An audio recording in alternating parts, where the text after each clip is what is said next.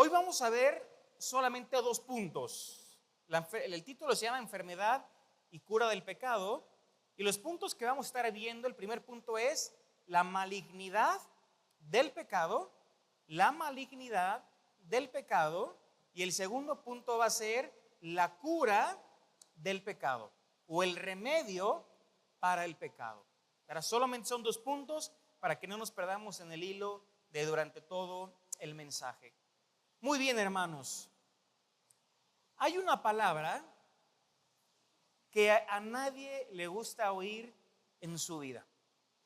Y esa palabra es la palabra cáncer. El cáncer, tristemente, es una enfermedad que ha terminado con la vida de miles y millones de personas. Pero otro término para describir el cáncer justamente es la palabra malignidad. ¿Para cuándo se utiliza la palabra malignidad? Es cuando hace referencia a un tumor que tiene el potencial de crecer en el cuerpo de una persona y expandirse por todo el cuerpo, provocando metástasis en todos los lados del cuerpo. Obviamente, si no se atiende, este tumor maligno se puede extender por todo el cuerpo y finalmente provoca la muerte de una persona. Ahora, cuando hablamos espiritualmente, también podríamos decir lo mismo: la malignidad del pecado. El pecado, hermanos, es una malignidad tanto espiritual como moral. Y si no lo atendemos, si no lo tratamos, tiene también la capacidad de extenderse por todo nuestro cuerpo, por todo nuestro interior y contaminar todas las áreas de nuestra vida. Ahora, no solamente nos va a contaminar y va a perjudicar a cada uno de nosotros, también el pecado tiene la capacidad de lastimar a las personas que nos rodean. Todas las actitudes que nosotros tengamos, todas nuestras palabras, todas nuestras acciones, aún nuestros pensamientos más íntimos afectan a nuestro prójimo. No es de que mi pecado y ya. No, mi pecado afecta a mi familia, a mi esposa, a mi hija, a las personas con las que trabajo, a las personas con las que me junto. Mi pecado me afecta a mí, pero también mi pecado afecta a mi prójimo. ¿De qué manera? Si una persona dice un chisme, con ese chisme podemos destruir a una persona. Y no solamente destruimos una persona, contaminamos también a la persona que está escuchando el chisme. Si nosotros en la vida diaria nos estamos quejando por las circunstancias difíciles de la vida, ponemos en duda la soberanía y la bondad de Dios. Y podemos provocar que otras personas caigan en ese mismo pecado de quejarse la vida que les tocó vivir. Pues de esta manera el pecado va provocando metástasis en el corazón de nosotros, pero también metástasis en el corazón de otras personas. Y a veces pensamos que el pecado simplemente es una acción incorrecta, una palabra hiriente, un pensamiento malo. Sí, todo eso es pecado, pero el pecado, hermanos, va mucho más allá. El pecado es una fuerza que está en nuestro interior. Es algo con lo cual hemos nacido. Es una fuerza que hay en cada uno de nosotros, en nuestros corazones. Y todo lo que hagamos, lo que digamos o lo que pensemos es una manifestación del pecado que mora en tu corazón y en mi corazón. El apóstol Pablo llama a esto la carne o la naturaleza pecaminosa. Cuando la Biblia dice, vemos que encontramos acerca de la carne, está hablando de nuestra naturaleza caída, del pecado que mora en la vida del creyente. En Gálatas 5:17 dice Pablo, porque el deseo de la carne es contrario al deseo del espíritu, y el del espíritu es contrario al de la carne. Dice, estos se oponen entre sí para que no hagáis lo que quisierais. Entonces tenemos a nuestra carne, es nuestro pecado, y tenemos al espíritu, y son 2 fuerzas, 2 deseos que se oponen dentro de cada uno de nosotros. Ahora, aunque nuestros corazones ya han sido renovados por Dios, por el evangelio, y aunque ya hemos sido liberados del dominio del pecado y el Espíritu Santo mora dentro de cada creyente, el pecado todavía nos acecha a cada uno de nosotros por dentro. El pecado todavía nos acecha, todavía somos tentados a pecar muchas veces en la vida. Muchas veces como cristianos caemos en el peligro de resistirnos a reconocer la realidad de que el pecado todavía mora en cada uno de nosotros. Es muy normal o muy común que el cristiano evalúe su vida comparándose con el mundo. Y como vemos que el mundo está hecho un desastre, decimos, no, pues yo estoy muy bien, porque yo no hago todo lo que el mundo hace. Entonces, obviamente, si nos comparamos con todos los incrédulos, vamos a llegar a la conclusión de que nosotros delante de Dios estamos bien, ¿verdad? Porque no practicamos cosas que la sociedad sí practica. Decimos, entonces yo me siento bien conmigo mismo y yo estoy bien con Dios. Esto es muy peligroso, hermanos, porque una característica del pecado es que el pecado es engañoso. El pecado es sutil. El pecado es astuto. El pecado es traicionero. ¿Sabes qué nos va a hacer pensar el pecado? El pecado nos puede poner este tipo de pensamiento en nuestra cabeza. Podemos creer que lo que hicimos nosotros no es tan malo delante de Dios. Sí fue pecado, pero decimos, pero no es un pecado tan grave. No es un pecado tan malo. O el pecado nos puede engañar de tal forma que decimos, lo que hice no es pecado. No está mal. Cuando la Biblia dice que sí lo es, tú estás pecando por ignorancia. Y todavía lo que es peor aún, muchas veces hacemos cosas que son pecaminosas, pero que ni siquiera nos detenemos a pensarlas. Y estamos pecando, pero ni siquiera nos hemos detenido para poder pensarlo. Entonces el pecado nos engaña, nos traiciona, es sutil, es engañoso y es astuto. Vivimos en una constante negación de nuestros propios pecados. Ralph Benning escribió un libro que se llama Lo pecaminoso del pecado. Y fíjense las características que él dio acerca del pecado. Él dice, el pecado es vil, feo, odioso, maligno, pestilente, pernicioso, espantoso, agresivo, ponzoñoso, virulento, villano, abominable y mortal. Son todas las palabras que él escogió para describir al pecado. Entonces, hermanos, no debemos ignorar ningún pecado, por más inofensivo, entre comillas, que éste parezca. Porque un pecado nos va a llevar a un pecado más grave. Una mirada lujuriosa te puede llevar al adulterio, te puede llevar a la pornografía, te puede llevar a la masturbación. El homicidio normalmente, ¿cómo empieza? Con ira, con amargura, con odio, pero te va llevando y te va llevando. Entonces, no debemos ignorar ningún pecado, por más ofensivo que éste parezca. Recuerden, hermanos, el pecado nos afecta a nosotros, el pecado afecta a otros, pero lo más grave, nuestro pecado afecta a Dios. Nuestro pecado es una ofensa contra Dios. Acompáñame a Levítico capítulo 16.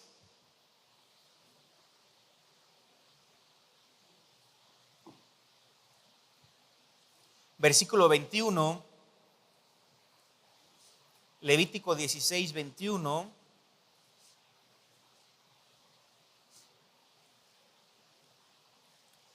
Dice así la palabra de Dios. Y pondrá Aarón sus dos manos sobre la cabeza del macho cabrío vivo y confesará sobre él todas las iniquidades de los hijos de Israel, del pueblo. Recordemos que Aarón era el sumo sacerdote.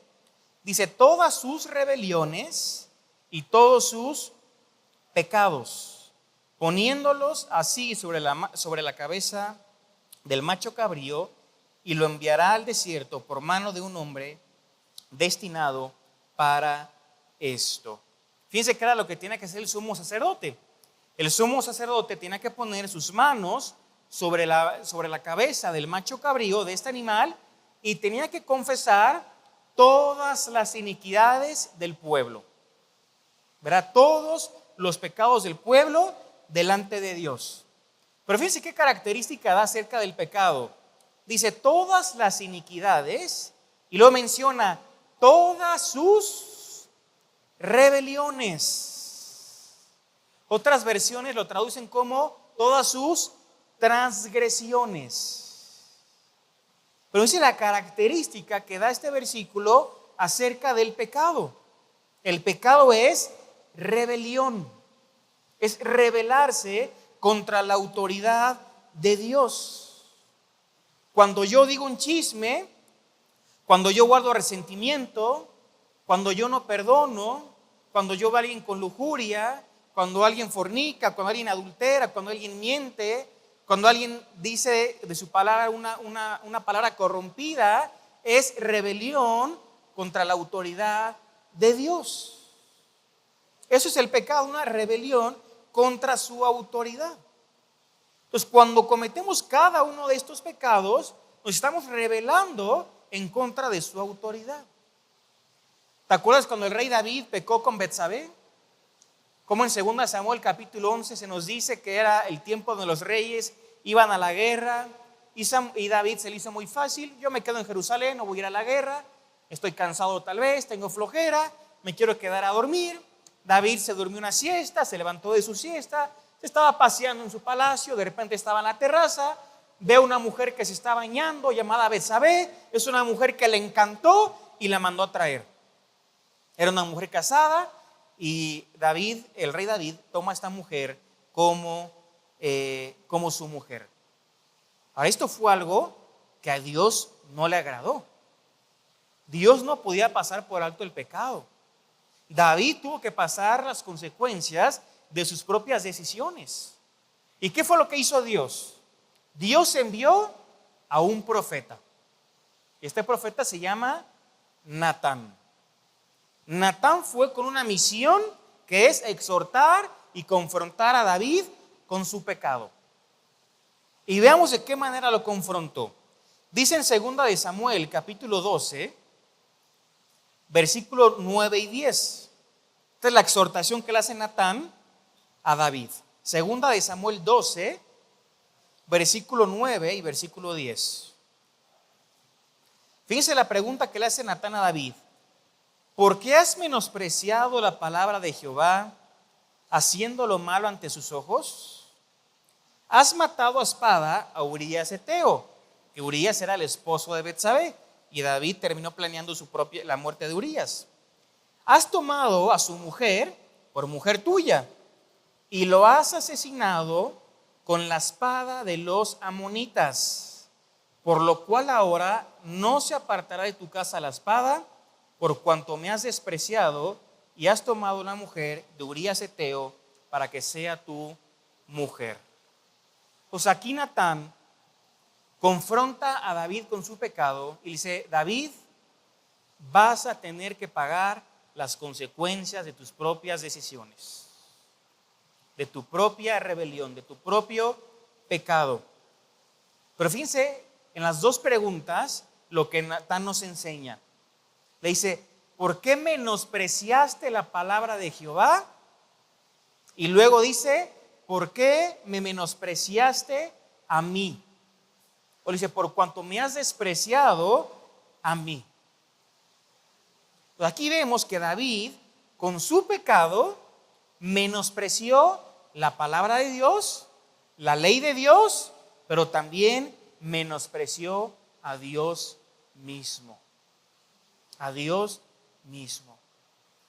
Hermanos, con tu pecado y con mi pecado, despreciamos y menospreciamos la palabra de Dios y a Dios mismo.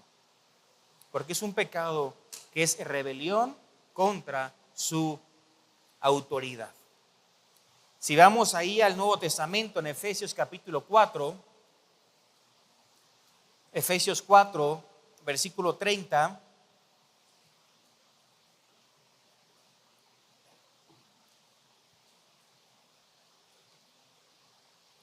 Efesios 4:30 dice el apóstol Pablo: y no entristezcáis o no entristezcan al Espíritu Santo de Dios.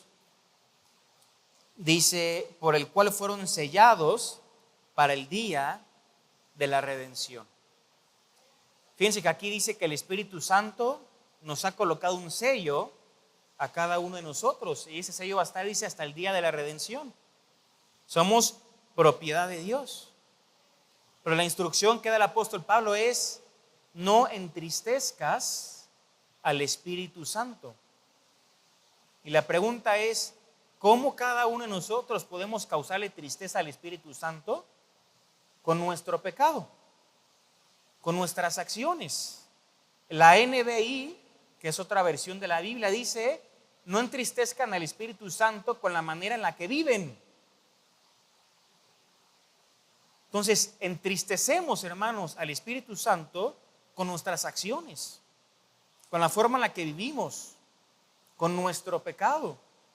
Como el Espíritu Santo hace una morada permanente en la vida del creyente y el Espíritu Santo no sale de nosotros, cuando nosotros pecamos, estamos obligando al Espíritu Santo a cohabitar junto con nuestro pecado. Y por esta razón, el Espíritu Santo se entristece. Se entristece. Hermanos, este versículo nos enseña que nuestro pecado contrista a Dios. Nuestro pecado contrista a Dios. Nuestro pecado le duele a nuestro Padre Celestial. Cuando tú no perdonas a alguien, el corazón de nuestro Padre se aflige. Cuando tú levantas un chisme en contra de alguien, el corazón de nuestro Padre se aflige. Cuando tú fornicas, el corazón de tu Padre se aflige. Cuando tú dejas que alguna sustancia te controle, como el alcohol, como las drogas, como la pornografía, etcétera, el corazón de nuestro Padre se aflige. Contristamos al Espíritu Santo que mora dentro de cada uno de nosotros. Todo pensamiento, toda palabra, toda obra pecaminosa que hagamos, lo hacemos en presencia de Dios. Por más secreto que parezca, por más que nadie lo sepa, lo estamos haciendo delante de la presencia de Dios. Por eso David en el Salmo 139, versículo 1 al versículo 4, dice lo siguiente: oh Jehová, tú me has examinado y conocido. Tú has conocido mi sentarme y mi levantarme. Has entendido desde lejos mis pensamientos. Has escudriñado mi andar y mi reposo. Y todos mis caminos te son conocidos. Pues aún no está la palabra en mi lengua, y he aquí, oh Jehová, tú la sabes toda. Entonces fíjense lo que está diciendo el rey David. Dice el rey David que Dios conoce absolutamente todo acerca de nosotros. Y antes de que una palabra salga de nuestra lengua, Dios ya la conoce. Entonces, por supuesto que Dios también conoce todo pensamiento, toda palabra y toda acción pecaminosa que nosotros hacemos o decimos, lo hacemos delante de la presencia de Dios. Dice Dios que aún nuestras motivaciones Él las conoce. Por eso dice en 2 Corintios 5 que el creyente va a pasar por el tribunal de Cristo y ahí se pondrá de manifiesto lo que hayamos hecho, sea bueno o sea malo. La motivación con la que hicimos las cosas para Dios. Dios conoce aún las motivaciones. El teólogo que mencioné hace rato, llamado Ralph, también en su libro, él dijo lo siguiente acerca del pecado. Él dijo: siendo que Dios es santo, todo santo, solo santo, completamente santo y siempre santo, él dice, así el pecado es pecaminoso, todo pecaminoso, solo pecaminoso, completamente pecaminoso y siempre pecaminoso. Dios es un Dios santo, santo, santo. Pero también nuestro pecado, hermanos, es pecaminoso. Y siempre pecaminoso. Todo pecado, por más que nuestra mente lo queramos catalogar como grande o chiquito, como escandaloso o sutil, como público o privado, todo pecado es pecaminoso.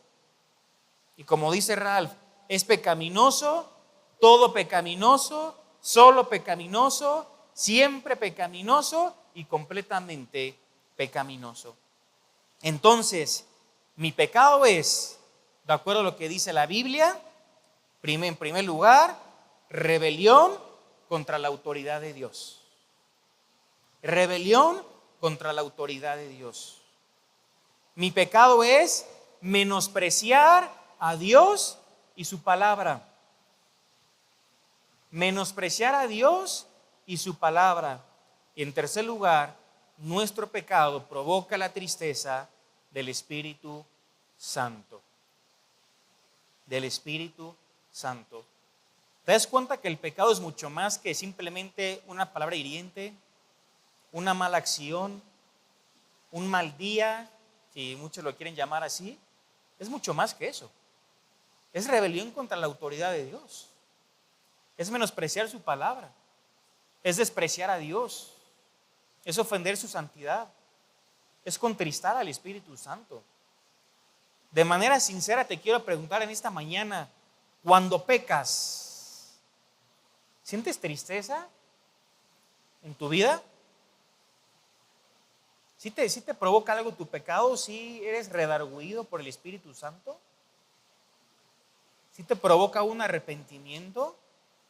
Si tu respuesta es no, déjame darte dos opciones nada más. Una, la primera, o no has nacido espiritualmente, nunca has nacido de nuevo, nunca has creído con todo tu corazón en la obra de Cristo. O dos, has pecado tanto ya, que ya dice la Biblia en Tesalonicenses, que tienes apagado el espíritu. Apagado el espíritu. Ya tienes la conciencia cauterizada, ya no sientes nada por el pecado. Y necesitas arrepentirte. Pero nuestro pecado es rebelión contra su autoridad, menosprecio a Dios y su palabra y tristeza provocada al Espíritu Santo. Hermanos, la malignidad del pecado, ¿saben en qué radica verdaderamente? En que Cristo tuvo que sufrir por causa de él. Ahí radica todo. La malignidad del pecado radica en que Jesús tuvo que sufrir por causa de él. Cuando Jesús murió en la cruz del Calvario, estaba cargando con tu pecado y mi pecado. Y Jesús tuvo que sufrir por causa no de su pecado, porque él nunca pecó. Él no tenía pecado, pero él sufrió por el pecado de nosotros, tomando nuestro lugar, siendo nuestro sustituto. Entonces no caigamos en ese error de catalogar nuestros pecados chiquito, grande, sutil, escandaloso. No, todo pecado es pecaminoso y es rebelión contra su autoridad, menosprecio a Dios, menosprecio a su palabra y tristeza al Espíritu Santo. No escondamos, hermanos, nuestro pecado. Pasamos al segundo punto. El primero fue la malignidad del pecado. Ahora veamos cuál es el remedio para el pecado. ¿Alguien ha escuchado hablar acerca de John Newton? John Newton. ¿Alguien que sepa quién es, que levante la mano? Digo, no lo tiene que decir, pero solo quiero saber si alguien lo conoce. ¿Algunos? ¿Alguien más? También. No Isaac Newton, John Newton. John Newton fue la persona que escribió el himno Sublime Gracia. Sublime Gracia. ¿Quién conoce el himno Sublime Gracia? Todos. Todos, ¿verdad? Bueno, John Newton fue el que escribió el himno Sublime Gracia. Ahora, no sé si sabías, pero John Newton, en su juventud, él era un comerciante de esclavos. De esclavos. Él era capitán de un barco, de una nave, y literalmente llevaba esclavos, desde África hacia los Estados Unidos. O sea, él traficaba esclavos. Después, John Newton estudia teología, se convirtió en un ministro de Dios, él terminó siendo pastor, pero él narra que nunca pudo olvidar lo que él hizo traficando y comerciando esclavos. De hecho, se dice que ya casi al final de su vida, a punto de morir, él estaba platicando con un amigo. ¿Y saben qué le dijo a su amigo? Le dijo lo siguiente: ya estoy perdiendo la memoria. Pero él dijo a su amigo: pero sí recuerdo dos cosas. Fíjense qué era lo que recordaba Newton. Una, él dice que soy un gran pecador y que Cristo es un gran Salvador. Eso es lo que él decía a su amigo: estoy perdiendo la memoria, pero recuerdo dos cosas: que soy un gran pecador y que Cristo es un gran Salvador. El apóstol Pablo, también antes de convertirse, nos dice ahí en Hechos capítulo 8 versículo 1, cuando estaban apedreando y lapidando a Esteban, que es el primer mártir de la iglesia, literalmente le estaban aventando piedras hasta que Esteban se murió. Dice Hechos 8:1 que Pablo fue testigo de la muerte de Esteban, pero no solamente fue testigo, que Pablo estuvo de acuerdo en que lo mataran. Él estuvo de acuerdo en que lo mataran. En Hechos capítulo 9, versículo 1 y versículo 2, dice que el apóstol Pablo, antes de convertirse, perseguía y planeaba dar muerte a los cristianos. Era parte de su pasado, antes de ser creyente. Ya convertido, en 1 de Timoteo capítulo 1, versículo 13, le escribe a su discípulo Timoteo y le dice lo siguiente: habiendo yo sido antes blasfemo, perseguidor e injuriador, mas fui recibido a misericordia, porque lo hice por ignorancia en incredulidad. O sea, Pablo está recordando aún como cristiano lo que él había hecho antes de convertirse. Y sí, ya había sido perdonado por todo lo que él hizo, pero era algo que él seguía recordando. No lo había olvidado. Dice: yo antes era blasfemo, era perseguidor, era injuriador, pero Dios me recibió a misericordia y todo eso lo hice en incredulidad. Pero si leemos dos versículos más adelante, 1 de Timoteo 1:15, Pablo dice lo siguiente: palabra fiel y digna de ser recibida por todos, que Cristo Jesús vino al mundo para salvar a los pecadores, de los cuales yo soy el primero. Qué interesante y qué importante que no dejemos pasar este detalle. Versículo 13 dice: antes era blasfemo, perseguidor, injuriador, y fui recibido a misericordia. Pero versículo 15, ¿te diste cuenta cómo termina? Dice: Jesús vino a salvar a los pecadores, de los cuales yo soy, dice, de los cuales yo soy el primero. Fíjese que no dice yo fui, dice yo soy presente. O sea, tanto el apóstol Pablo como John Newton se percibían como grandes pecadores, pero con un grandioso Salvador. A pesar de que Pablo estaba reflexionando de sus pecados pasados, él no dijo yo fui, sino que él dijo yo soy. Pero ¿cuál es el remedio, hermanos, para nuestro pecado? El remedio para el pecado, para nuestro pecado, está y siempre ha estado en el Evangelio. Cuando hablamos del Evangelio estamos hablando en la obra completa de Cristo, en su vida, en su muerte, en su sepultura y en su resurrección a favor de cada uno de nosotros. Cristo nos salvó del castigo del pecado, pero Cristo también nos salva del dominio y del poder que tiene el pecado sobre cada uno de nosotros. Pues, ¿dónde está el remedio? En el Evangelio. ¿Dónde está el remedio? En la obra de Cristo. Ahora quiero darte algunos puntos que tenemos que recordar acerca del Evangelio. Lo primero, no se nos tiene que olvidar, el Evangelio es para...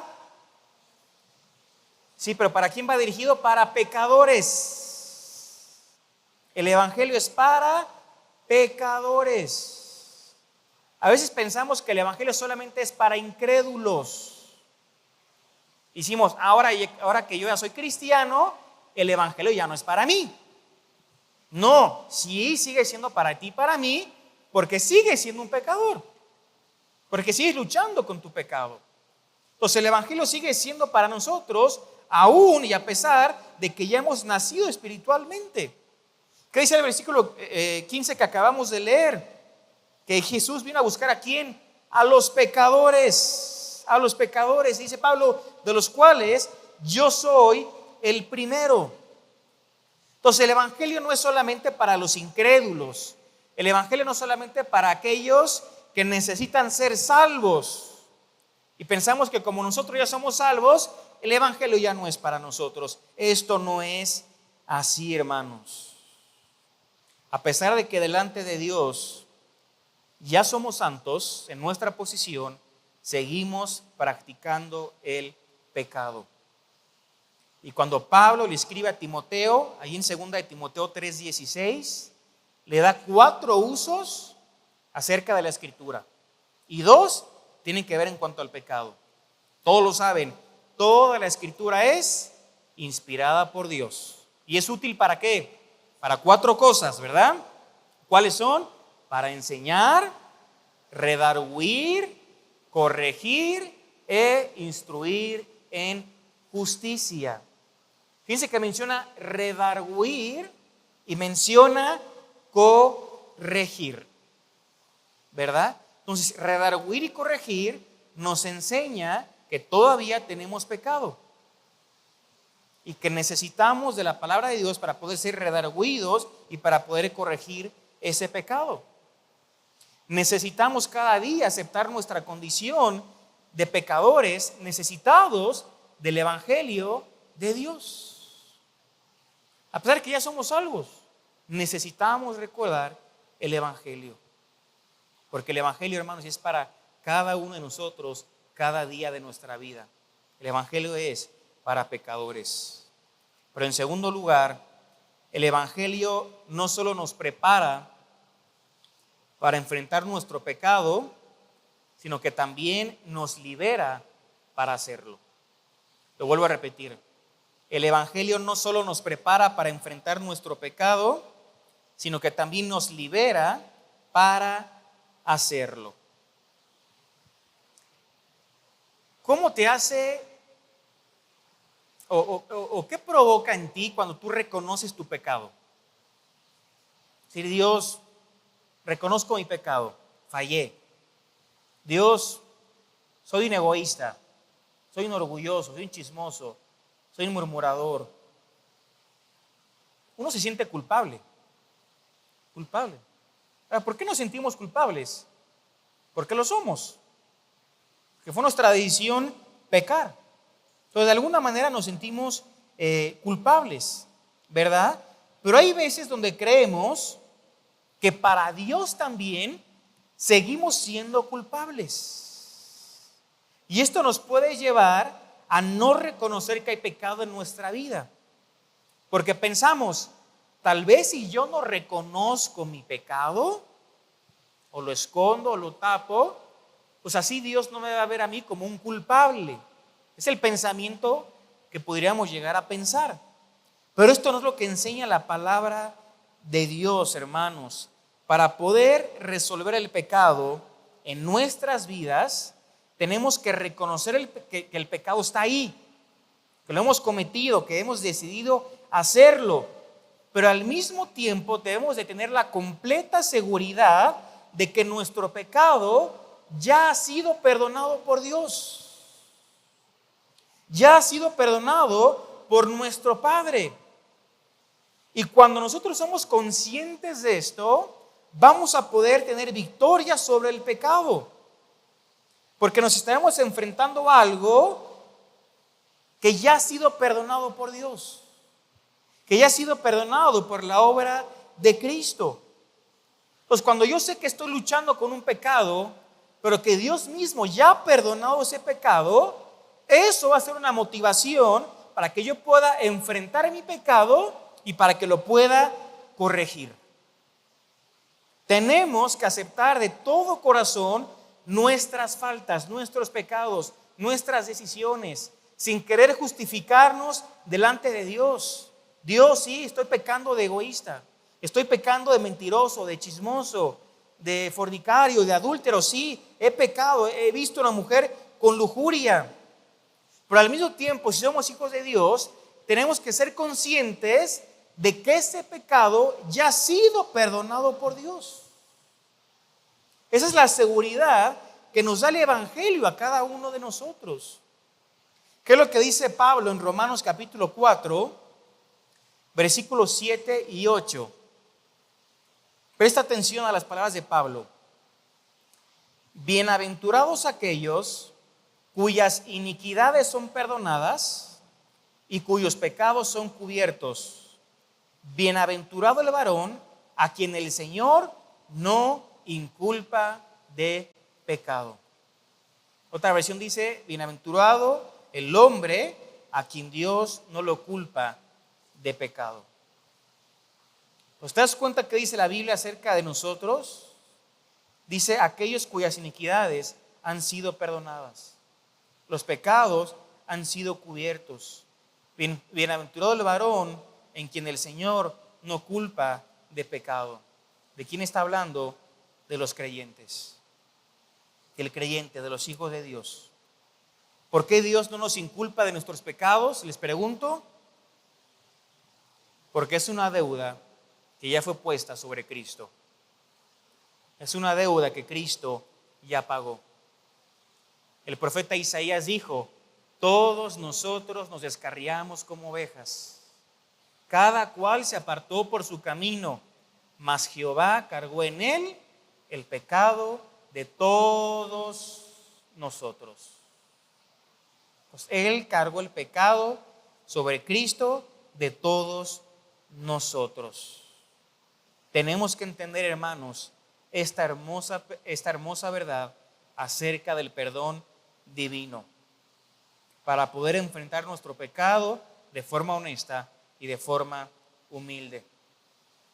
Así como decía Newton, soy un gran pecador, pero tengo un gran Salvador. En tercer lugar, el Evangelio nos motiva y nos da energía para enfrentar nuestro pecado. El Evangelio nos motiva y nos da energía para enfrentar nuestro pecado. Hermanos, el pecado no solamente se tiene que reconocer, el pecado se tiene que corregir. Corregir, es lo que decía en 2 Timoteo 3:16, ¿verdad? Para enseñar, redarguir, corregir e instruir en justicia. El pecado en nuestra vida se tiene que corregir. En término bíblico, el apóstol Pablo lo diría, tenemos o debemos hacer morir el pecado. Fíjense en Romanos 8:13. Romanos 8:13 dice el apóstol Pablo, porque si vivís conforme a la carne, moriréis. Mas si por el Espíritu hacéis morir las obras de la carne, viviréis. Fíjense, hacer morir las obras de la carne. En Colosenses capítulo 3, versículo 5, dice Pablo, haced morir lo terrenal en ustedes, fornicación, impureza, pasiones desordenadas, malos deseos y avaricia, que es idolatría. Entonces el pecado se tiene que corregir. ¿De qué manera? Lo tenemos que hacer morir. Tenemos que recordar que el único pecado contra el cual podemos luchar es contra aquel pecado que ya ha sido perdonado. Y todos nuestros pecados ya fueron puestos sobre Cristo. Cuando vamos al Evangelio, tenemos la seguridad de que Dios ha echado por tierra la culpa del pecado por medio y a través de su Hijo Jesucristo. Y cuando tenemos esta hermosa seguridad, esto va a traer dos cosas, va a provocar dos cosas en nuestras vidas. Lo primero, nos asegura que Dios está por nosotros y no contra nosotros. Dice Pablo en Romanos 8:31, ¿qué pues diremos a esto? Si Dios es por nosotros, ¿quién contra nosotros? Entonces Dios está por nosotros y no contra nosotros. ¿Qué quiere decir esto, hermanos? Que no estamos solos en la lucha contra el pecado. Dios no está en el cielo diciendo, ¿cuándo Cristian va a cambiar? ¿Cuándo va a quitar ese pecado de su vida? Dios no está en esa posición lejana diciendo, ¿cuándo tal persona va a dejar de hacer esto? No, Dios viene a nuestro lado y nos dice, enfrentemos este pecado juntos. Y todavía nos dice más, es un pecado el cual tenemos que corregir, tenemos que hacer morir, pero es un pecado el cual no te culpo, porque ya Cristo pagó por él. Ese es el Dios, hermanos, que tenemos. Esa es la seguridad que el Evangelio trae a nuestras vidas, que Dios está por nosotros y no contra nosotros. Él nos ayuda, está al lado nuestro y Él quiere que venzamos y que corrijamos el pecado. Lo segundo que va a provocar es que la seguridad de que Dios ya no nos inculpa de pecado y de que Él está con nosotros en nuestra lucha, nos va a producir en nosotros gratitud. Gratitud por lo que Él ha hecho y por lo que Él sigue haciendo a favor de cada uno de nosotros por medio de Cristo. Gratitud. ¿Cómo nos sentimos, hermanos, de que nuestros pecados ya han sido perdonados por Dios? ¿No te dan ganas de agradecerle? ¿No brota en tu corazón gratitud de que estás luchando con un pecado el cual Dios ya perdonó? El cual Cristo ya pagó por él, el cual Él no te deja solo, sino que Él está con nosotros y nos ayuda para poder vencerlo. Tiene que provocar gratitud. Hermanos, cada día de nuestras vidas debemos vivir siendo conscientes del Evangelio, siendo conscientes de la obra de Cristo. Como dijo alguien alguna vez, debemos predicarnos el Evangelio cada día de nuestras vidas, para que podamos apropiarnos de él. Y no solamente debemos predicarnos el Evangelio, hermanos, también debemos personalizarlo a nuestras vidas. ¿Cómo lo personalizamos? ¿Qué decía como ejemplo Pablo en Gálatas 2:20? Él decía, con Cristo estoy juntamente crucificado y ya no vivo yo, mas vive Cristo en mí. Y lo que ahora vivo en la carne, lo vivo en la fe del Hijo de Dios, el cual me amó y se entregó a sí mismo por mí. Personalizar el Evangelio en nuestras vidas es decir, Dios, tú me has amado. Dios, tú entregaste tu vida por mí. Eso es personalizar el Evangelio.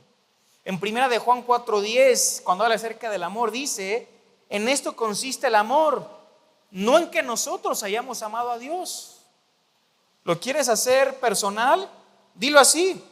En esto consiste el amor, no en que yo haya amado a Dios, sino en que Él me amó a mí. ¿Verdad? Dice, sino en que Él me amó a mí y envió a su Hijo en propiciación por mi pecado. Por mi pecado. Eso es personalizar el Evangelio, hacerlo práctico para ti. No hay un día, hermanos, en el que no necesitemos recordar el Evangelio de nuestro Señor Jesucristo. Cada día tenemos que recordarlo, y en el Evangelio está el remedio para que tú y yo podamos vencer el pecado. La única base que Dios da para el perdón de pecados, según la Biblia, es la sangre de Cristo, derramada en la cruz a favor nuestro. Como dijo el autor de Hebreos, ¿verdad? Que sin derramamiento de sangre no hay perdón. Sin derramamiento de sangre no hay perdón. Cristo derramó su sangre en la cruz del Calvario para que cada uno de nosotros pudiéramos vencer el pecado, pudiéramos nacer espiritualmente, tener la vida eterna, pero también para que nuestra vida diaria podamos vencer el pecado con el cual luchamos. Donde ahora Dios está de nuestro lado y Él lucha junto con nosotros para poder salir victoriosos. Amén. Vamos a orar. Padre, te damos las gracias por este tiempo.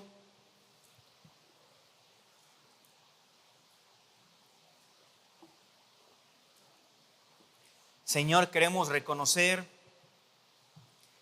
en esta mañana que el pecado sigue influenciando, Señor, nuestras vidas. Seguimos luchando con el pecado. Y, Señor, lo reconocemos sabiendo de antemano que tú ya lo sabes. Que esto no es algo que te sea oculto delante de tus ojos, Dios. Pero queremos de forma honesta, de forma humilde, reconocerlo delante de ti. Porque dice tu palabra que el que esconde sus pecados no prosperará, mas el que los confiesa y se aparta alcanzará misericordia. Y hoy queremos, Señor, alcanzar misericordia. Hoy, como dice Santiago capítulo 2, Señor, que la misericordia pueda triunfar sobre el juicio. Reconocemos nuestra iniquidad, nuestra transgresión. Reconocemos nuestra rebelión, Dios. Reconocemos que muchas veces con la forma que pensamos, hablamos, nos comportamos, aún nuestras motivaciones,